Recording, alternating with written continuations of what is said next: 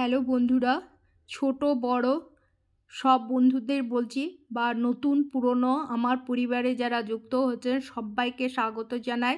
আপনারা সুস্থ থাকবেন, ভালো থাকবেন। চলুন তাহলে আমি রেসিপিটা শুরু করছি। সাদা টুপি নিয়ে জন্ম আমার, ঝুলতে ঝুলতে বড় হয়ে সমুদ্র দিয়ে আমায় মাপো।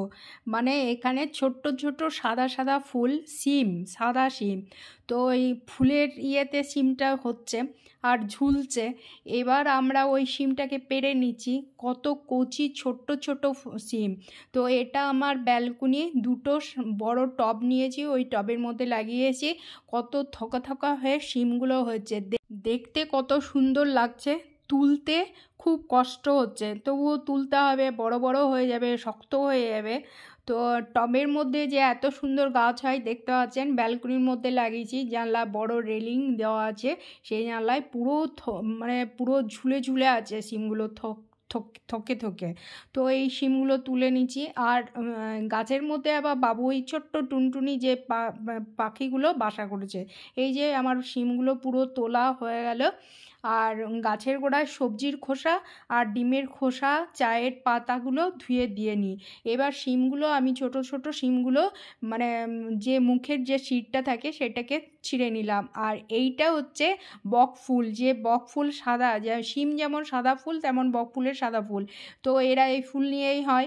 তো এই কটা আমি ডাঁটি ছোট ছোট নিয়েছি, এটাও আমার বাড়িতে গাছ আছে, ধুয়ে পরিষ্কার করে নিলাম। এখানে গাজর নিয়ে নিলাম দুটো, সাদা তেল নিয়ে নিলাম, কড়াই বসিয়ে নিলাম। কড়াইয়ের তেলের মধ্যে সাদা সর্ষে মানে হলুদ সর্ষেটা ফোড়ন দিয়ে নিলাম, হাতায় একটু ঘষে নিলাম।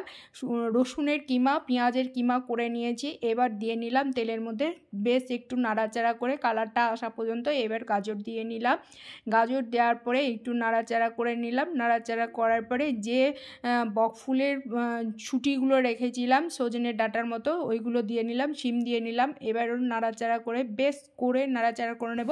হলুদ গোলমরিচের গুঁড়ো দিয়ে নিলাম, আবার নাড়াচাড়া করে নিলাম। মটরশুঁটি দিয়ে নিলাম, সয়া সস আর গ্রিন সস দিয়ে নিলাম, এর মধ্যে টমেটো সস দিয়ে নিলাম 1 চামচ করে, বড় চামচে। আবার নাড়াচাড়া করে নিলাম। এখানে কর্নফ্লাওয়ার নিয়েছি, জলে গুলে নিয়ে নিলাম। হেভি টেস্টি রেসিপিটা, রুটি, নান, পরোটা যাদের সঙ্গেই খাবেন খেয়ে নিতে পারবেন। এবার জল দিয়ে নিলাম, ধনেপাতা দিয়ে নিলাম, এবার নাড়াচাড়া করে নামিয়ে নিলাম। তো রেসিপি দেখে কেমন লাগলো? রাত্রের খাবারের রুটির সাথে বা গরম গরম ভাতের সাথে এটা জমে যাবে। আর সমুদ্র ভাপা মানে সমুদ্র থেকে যে লবণ বা নুন পাওয়া যায় সেটা দিয়ে ভাপটি।